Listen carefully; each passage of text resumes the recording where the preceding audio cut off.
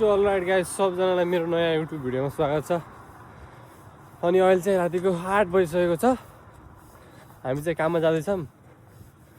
मस्त गएको चाहिँ 2 बजीसम्म थियो, सुतियो। अनि भर्खरै उठेर अब चाहिँ अल्छी मानी भयो भने हामी काममा जान लाग्छौँ। साइकल चाहिँ आज हामीले ल्याएनौँ। साइकलको पार्किङ गर्ने टेकी पनि सकिसकेको छ। अब अहिले लर राख्यो भने कि त बिहान 6 बजीसम्म 110 रुपियाँ तिर्नुपर्छ। 110 रुपियाँ पनि सुक्नु छैन गोजीमा। त्यही भएर हामी चाहिँ हिँडेरै लुर हिँडेर गइरहौँ। हिँडेर गयो भने चाहिँ 20 मिनट लाग्छ रुमदेखि। यहाँ मात्र भन्ने चिज चाहिँ गर्ने काम होइन यार। यस्तो झ्याउला काममा जान के गर्ने हो, पैसा हुँदैन जानु परिहाल्यो। हामी चाहिँ कुनै गाउँमा पुग्न आँटेन। यहाँ पुगिसक्यो थोरै छ। यो पारि बिल्डिङ त्यही पारि उसमा यो सेयो लेखेको छ नि, हो त्यही हो क्या स्टेसन, त्यहीको मुनि हो। आजभोलि चाहिँ जापानको रुल चाहिँ एकदमै स्ट्रिक्ट भयो है केटा हो। च्यान्तो फलो गर्ने गर्नु, न त फेरि झेल गइन्छ। झेल छविलाई झेल लगेर गएको थियो। झेल 5 घन्टा झेल राख्यो अरे झेलमा। त्यसैले च्यान्तो रुल्सहरू फलो गर्नुपर्छ हेर। जेबाकर सिंह यो त्यो। अनि अरू मेन भनेको चाहिँ अरूको कार्डहरू चाहिँ बोकेर नहिँड्नु है सबजना। यदि अरूको कार्ड बोकेर हिँड्यो भने चाहिँ लुकाउनु। फेरि त्यो पर्समा पुरा हिरो जस्तै राखेर हिँड्यो भने कुन दिन पुलिसले चेक गर्यो भने त्यो पर्स तानेर सबै चेक गर्दो रहेछ। हिजो मेरो साथीलाई यहाँ छविलाई पुरा 5 घन्टा लगेर झेलमा के गर्यो भन्नु थियो। त्यही भएर बाटो पनि केटा हो। यो कामसाम गरेको यो त्यो गरेको मोबाइलमा अब त्यस्तो फोटा भिडियोहरू के छन् भनेपछि ट्याक्कै लुकाएर राखिहाल्नु हेर। सब चेक गर्दछ यिनीहरू, मार्छन् फेरि। ट्याक्क हामी पुग्यौँ, ट्रेन पनि गएको यार। यहाँ हाम्रो सुइका भर लोड गर्नुपर्ने थियो नि त। नि टाइम भएन यार। यस्तो हुन्छ केटा हो टाइमको महत्त्व हेर। पास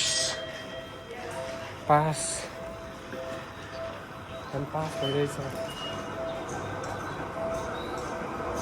अब हामी यहाँनिर बस्छौँ टक्क।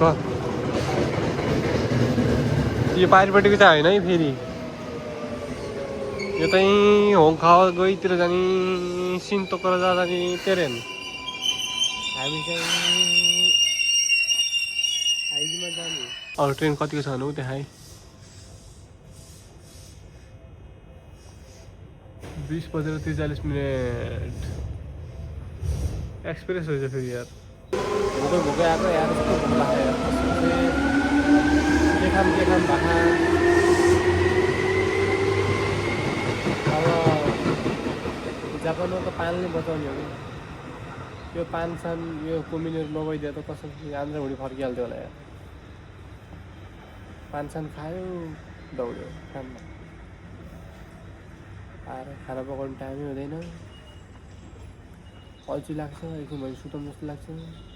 के भएको म के भएको कसैले मेरो मुखमा हेऱ्यो भने कस्तो कन्फिडेन्स लेभल लो भइहाल्छ क्या मेरो त। शरम आ रहा है भाइ मेरे को,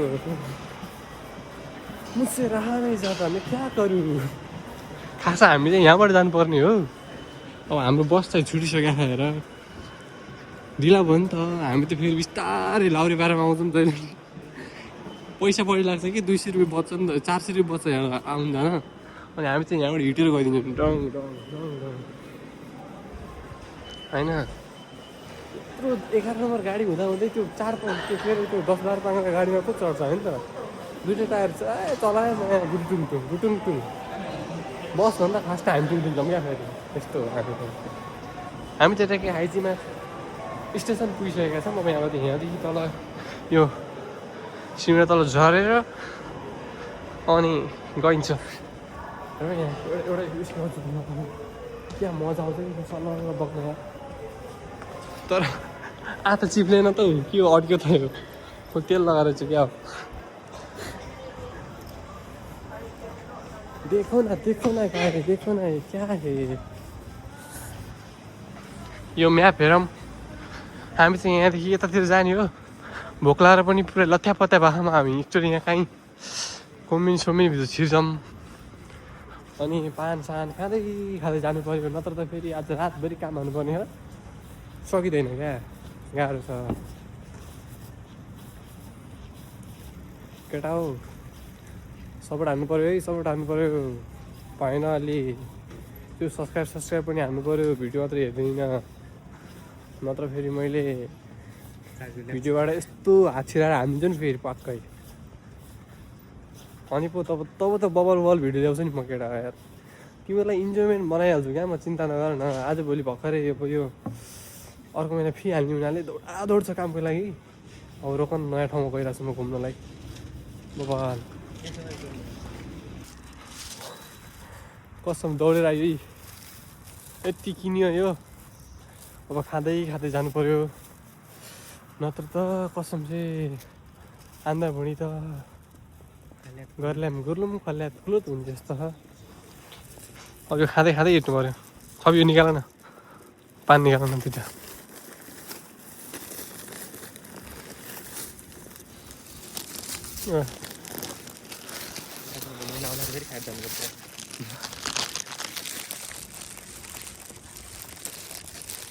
भात बनाइरहेको के हट्छ फेरि के बगाइरहेको छ पकाउँदा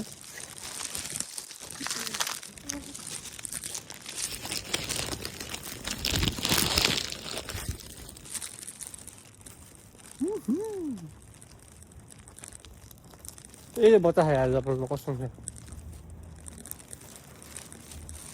यहाँ त आउनु होइन साइकल रिटर्न मार्छ नि होइन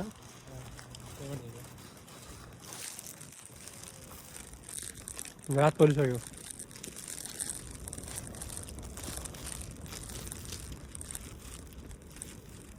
नभए हामी 30 मिनट जति हिँड्नुपर्छ अनि पुग्छौँ टक्क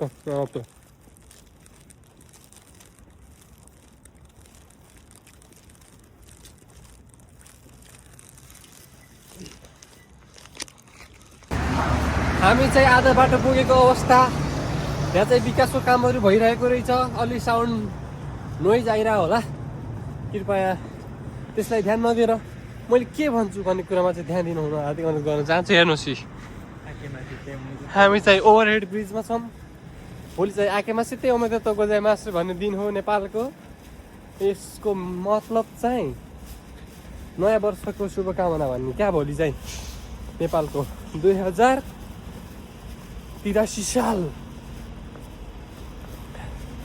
ओइमा वर्षले त मलाई 23 पुग्ने भयो त यार भोलिदेखि त गाह्रो छ नि यार भोलि चाहिँ नेपालको नयाँ वर्ष नेपालमा रहनुभएका र नेपालबाट मेरो भिडियो हेर्नुहुने सबैजनालाई नव वर्ष 2083 सालको हार्दिक मङ्गलमय शुभकामना व्यक्त गर्न चाहन्छु है त साथीभाइ हो के अरे खुसी रहनु मस्त रहनु यस्तै हो अब त्यो आशीर्वाद दिन चाहिँ मलाई आउँदैन क्या खासमा बिस्तारै दिनुपर्छ यो यार भिडियो बनाउने मेरो त्यस्तो साह्रो उ छैन नि त बानी यो हात थाके यो मोबाइल सन्तोषमा त गाह्रो छ यस्तो मिहिनेत लगाइ भिडियो बनाउँदैछु हेर्नुहोस् यसो भिडियोमा लाइक सेयर कमेन्ट हानी गरिदिनु होला तब मलाई इनर्जी आउँछ क्या यो हात त अर्को हात पनि जोडिदिन्छु फेरि पछि मैले चिन्तै छैन भिडियो चाहिँ इन्जोय गरिदिनु पऱ्यो है गाइजी अब छवि अगाडि हिँड्यो नि आगे छवि पछि मे केटाहरू अगाडि गइसके 10 बजे हामी ट्याक्कै वहाँ पुग्नु पर्ने हो 9:30 भन्दा पनि बेसी भइसक्यो कति भन्नु 40 जति भयो क्या है 20 मिनटमा पुग्नु पर्ने हो अनि त्यही हो सारी हो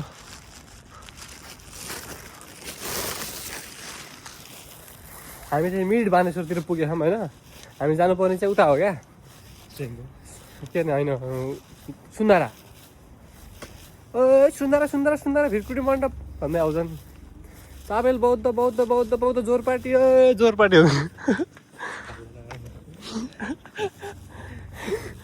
हामी त कराउँदै हिँड्यो हामी सब मान्छे सुत्यो होला नि जापानिजहरू फेरि हामीलाई यहीँबाट पुलिसले समातेर लग्यो भने रातभरि राख्छ कामसाम चिल्लेर भोलि बिहान रुम पुऱ्याइन्छ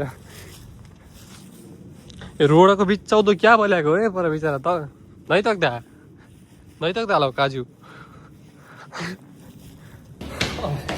यहाँ चाहिँ लाउरे भइसक्यो यी हेलमेट सेलमेट लगाएर बुट सुट बुट छोपेर हेलमेट लगाउनु पर्ने छ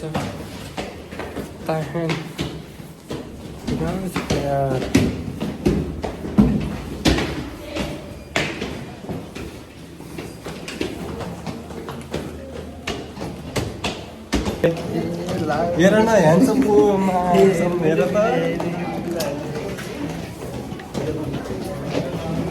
लाउरे के छ ओए बाहुन मास्क खोल्न मास्क मेरो के बाङ्गो पर्छ हो हेलमेट छवि मेरो हेलमेट बाङ्गो देखियो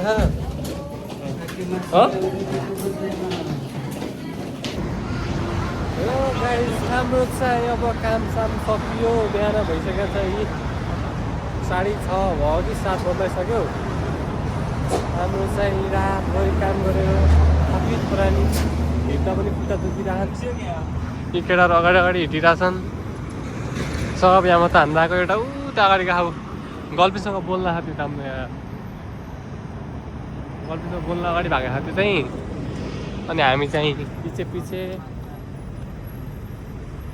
हिजो चाहिँ यहाँ पुरा हिजो चाहिँ यहाँ ऊ भइरहेको थियो नि त के आइरहेको थियो अरे नोइज पोल्युसन भइरहेको थियो नि त हिजो मैले भिडियो बनाउँदाखेरि त्यो चाहिँ ऊ यहाँनिर हो रातभरि काम हुन्छ बिहान चाहिँ बन्द हुन्छ क्या यहाँ जापानको सिस्टम चाहिँ त्यस्तो छ दिउँसो चाहिँ यो के अरे कन्स्ट्रक्सनको काम यो कामहरू दिउँसो हुँदैन राति चाहिँ हुन्छ क्या यो रोड सोड बनाउने रातभरि बनाउँछ नि बिहान उस्तो च्याट्ट बनाउँछन् क्या फेरि गाह्रो छ नि होइन जापानमा काम गरी खानु चाहिँ गाह्रो लाग्यो कि कसरी गर्ने होला यहाँ मरिन्छ